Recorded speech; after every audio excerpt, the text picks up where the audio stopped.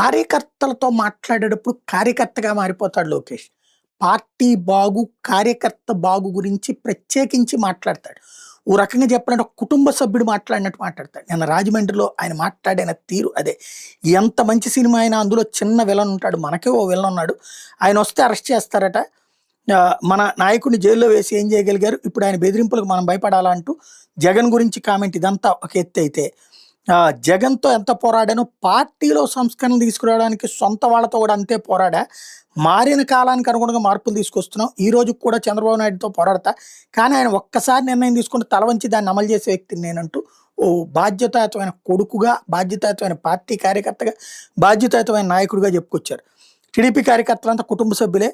అంజిరెడ్డి తాత, మంజుల, తోట చంద్రయ్యలు నాకు స్ఫూర్తి. ఫ్యాక్షన్ దాడిలో మృతి చెందిన చంద్రయ్య కుమారుడికి ప్రభుత్వ ఉద్యోగం ఇచ్చాం.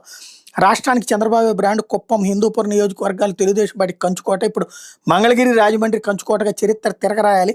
మంగళగిరి నియోజకవర్గంతో పోటీ పడతామన్న ఎమ్మెల్యే ఆదిరెడ్డి శ్రీనివాస్ సవాల్ని స్వీకరిస్తున్నా.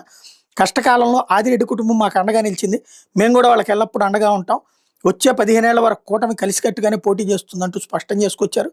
ఆ తర్వాత పార్టీలో బాగా పనిచేసిన కార్యకర్తలకు ధ్రువపత్రాలు ఇచ్చారు. అందరితో ఫోటోలు దిగి ఉత్సాహపరిచారు. ఇది అత్యంత ముఖ్యమైనటువంటిది. వాళ్ళతో మమేకం అయిపోతున్నారు లోకేష్.